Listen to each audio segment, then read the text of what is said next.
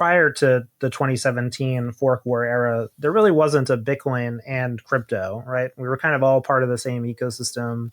Maybe we didn't like some ideas, but everybody was, together. I was on stage with Adam Back and Joe Lubin, and you would never see that today because there's Bitcoin and there's crypto, and there's this very strong cultural divide that emerged. It seems like a lot of the folks that I talk to on the Bitcoin Knops side are very concerned about this cultural divide, and they want to sort of, in their own words, kind of keep the shitcoiners, quote unquote, over on the protocols that are away from Bitcoin. So it seems like we went from this idea where, Bitcoin would be everything to, all these kind of projects breaking away from Bitcoin.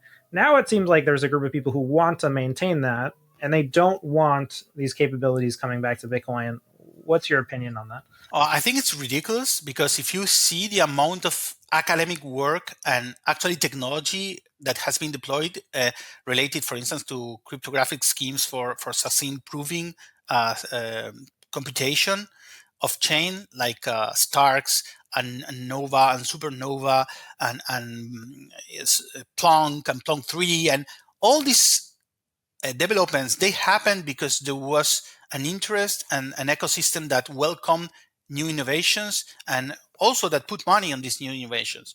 So it's ridiculous to think that, there is this great technology that was developed, but let's not use it because it's tainted because it came from a foreign ecosystem. And that's ridiculous. It's math. Math has no color. It doesn't have a party. It's just math, right? And if you go back to 2012 and take a look at the coin witness idea of Gregory Maxwell, that is actually what is being used right now on Ethereum. And it doesn't matter who came with the idea or it's just technology. It's there. So for me, it's taking the best of each that each ecosystem has created and bringing this back to Bitcoin. And I don't care if there was a token involved. I'm not particularly interested in tokens, yet I don't care. If this technology, open source, license-free technology, then I'd rather take it. Something else that comes up in these conversations is this idea that there isn't anything that's successful out in the crypto world that is worth kind of rebuilding on Bitcoin, right? So there's a dismissiveness of, what has occurred, maybe what you're saying is on the research and development side.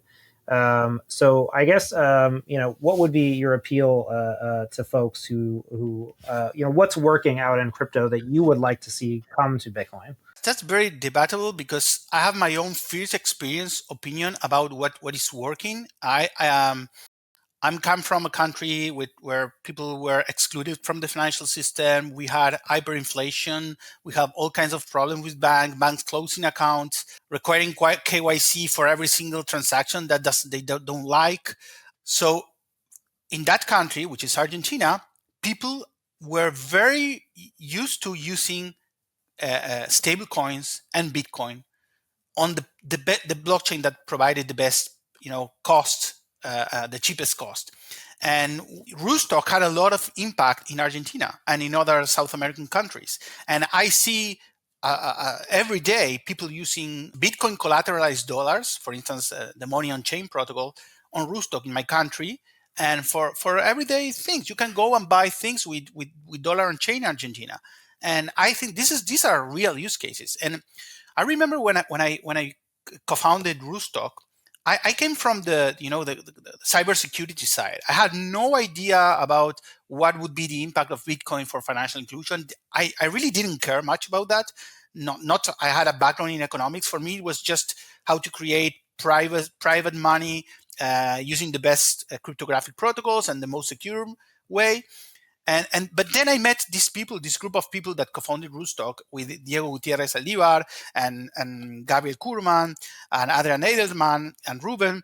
And what they taught me is that there is a real need in this world for financial inclusion. It's not a pure technological dream.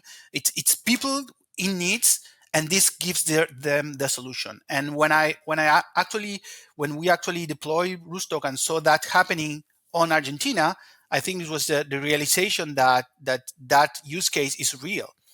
And I don't have to convince anyone, because if I do a couple of blocks in Argentina, I will find someone that is using either dollar stable coins on Tron because it's cheaper, or dollar on chain in Rootstock, or Bitcoin on Rootstock.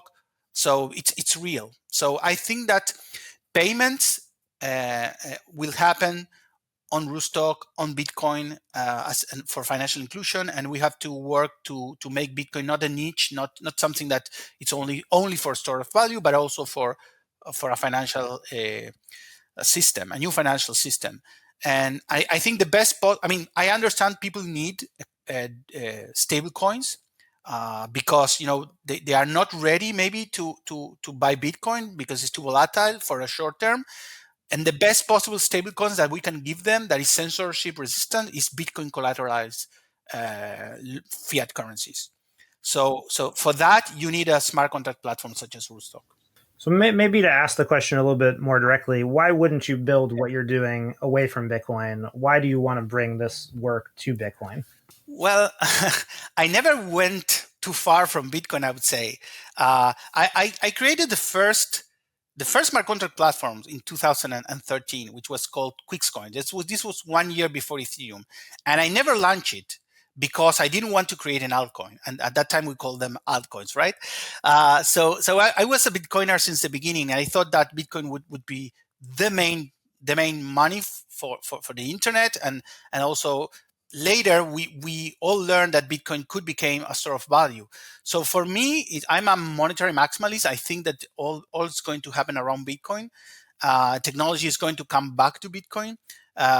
We only need to provide these layers for everything that has been built elsewhere to be built on top of Bitcoin.